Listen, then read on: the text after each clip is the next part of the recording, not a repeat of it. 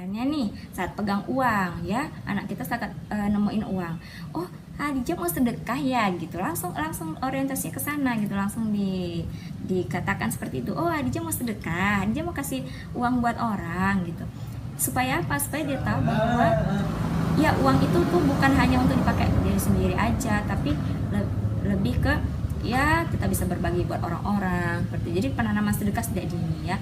Apalagi kalau misalnya kita mau bersedekah sama orang, kalau ada anak kita, suruhlah dia yang memberikannya supaya dia mengerti cara sedekah itu bagaimana. Kemudian ada lagi caranya, setiap misalnya kita ada rezeki, kita mau sedekah, niatkanlah untuk menjadikan anak kita soleha gitu. Selalu kita ingatkan, selalu kita niatkan bahwa sedekah kita ini untuk menjadikan anak kita anak yang soleha. Itu salah satu ikhtiarnya dari kami. Kemudian yang poin ketujuh, penuhi hari-hari dengan doa. Ya Allah, berilah kesehatan pada Hadijah, kekuatan pada Hadijah, amin. Nah ini luar biasa, ini benar-benar poin yang ya sering kita lakukan ya. Saya yakin bunda dan ayah-ayah di rumah tuh doanya ya untuk anak luar biasa, karena kita banyak harapan ya dengan anak, kepada anak itu kita banyak harapan gitu. Jadi kalau bisa kita berdoa, banyak berdoa dan juga dibarengi dengan ikhtiar maksimal, bukan hanya doa saja. Karena pada umumnya orang tua itu berdoa, ya Allah jadikanlah anak kami anak yang soleh-soleha, turunkan kami soleh-soleha. Tapi ayolah sama-sama kita ikhtiar maksimal. Gimana caranya?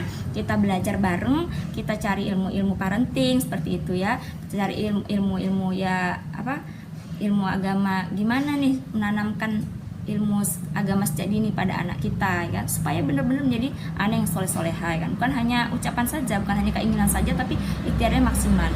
Kalau saya misalnya saya mengajarkan doa pada anak saya saat mau melepas pakaian, mau mandi gitu ya, melepas dan memakai pakaian, itu saya buat lagunya, saya buat lagu-lagu ringan gitu, dan untuk mengarahkan dia berdoa gitu. Baca bismillah, baca alhamdulillah seperti itu.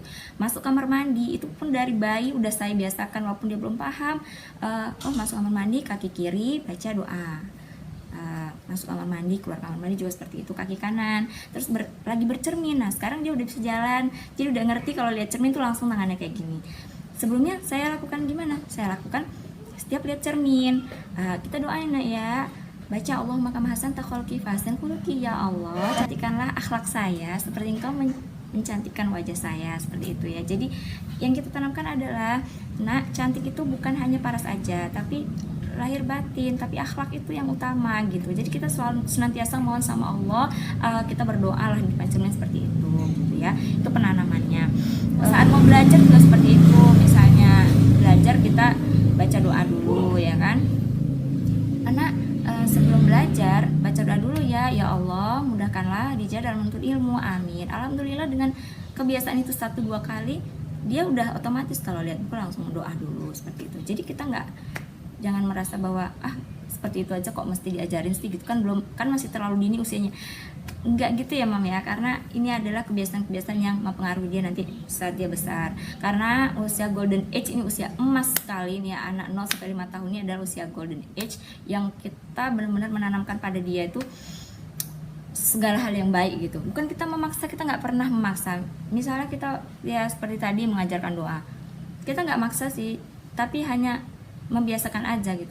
Nah kita doa dulu ya, nggak ada kita ayo harus kayak gini, enggak. Caranya itu enggak dengan paksaan, tapi dengan santai, tapi insya Allah nanti dia bisa mengikuti seperti itu. Nah kemudian ya saat berpergian kita biasakan doa, kita ajarkan dia untuk tawakal kepada Allah, kita berserah diri sama Allah. Hal seperti itu pun kita ajarin sama anak kita sejak dini, sejak bayi. Bismillah, tawakkaltu 'ala Allah, la haula wala quwwata illa billahil aliyyil azim. Subhanalladzi sakhkhara lana hadza wa ma kunna lahu. Kemudian kita senantiasa berdoa sama Allah, karena anak kita ini Allah lah yang menjaga. Kita hanya berupaya, kita ikhtiar semaksimal mungkin mendidik, merawatnya.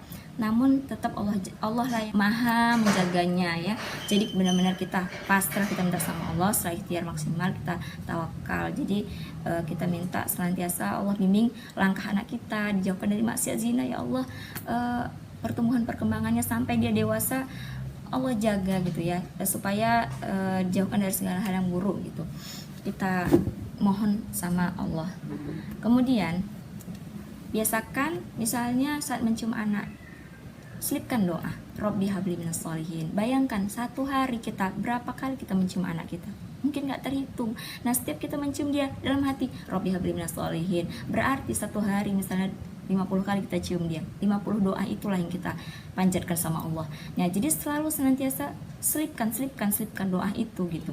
Dah kemudian apalagi, kita ikhtiar juga untuk baca doa-doa ruqyah, misalnya ruqyah mandiri. Misalnya ketika dia mau tidur ya, saya bacakan dulu ayat-ayat Quran gitu, ayat-ayat ruqyah mandiri, sholawat, ataupun juga surah Ar-Rahman untuk pengantar tidur. Biasanya saya bacakan seperti itu gitu. Jadi membiasakan doa, minta sama Allah, dan juga melakukan ayat Quran dan sholawat seperti itu.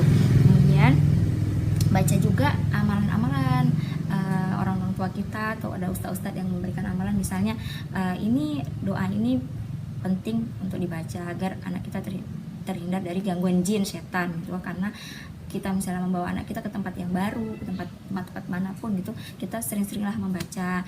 Ada amalan-amalan doa-doa yang khusus dibaca untuk dijauhkan anak kita dari setan gitu ya, dari jin gitu. Misalnya a'udzu bikalimatillahi tammati min syarri ma khalaq, seperti itu, atau yang lainnya juga ada. Jadi ya memang bunda dan ayahnya ini memang harus senantiasa belajar gitu. Saya sendiri masih banyak kurang ilmu, jadi saya ini cuma sharing apa yang kita lakukan aja gitu. Nggak ada yang saya tambah-tambahin, karena inilah ikhtiar kita agar anak kita benar-benar menjadi anak yang soleh-solehah, kemudian kita semua selamat dunia akhirat. Jadi intinya benar-benar tanamkan di mindset kita, anak adalah aset yang berharga. Pendidikan di rumah adalah pendidikan yang utama. Walaupun nanti dia ketemu banyak orang, ketemu di luar macam-macam karakter orang, tapi mindset yang kita tanamkan di dalam rumah itu udah kuat, ajaran yang kita tanamkan di rumah itu udah kuat, kebiasaan-kebiasaannya. Semoga tertanam di benak dia juga tidak gampang terikut arus negatif gitu ya. Nah mungkin itu aja tips mempersamai anak menurut saya ya Bunda, yang saya rangkum dalam mempersamai Hadijah di rumah. Terima kasih Mam. Assalamualaikum warahmatullahi wabarakatuh.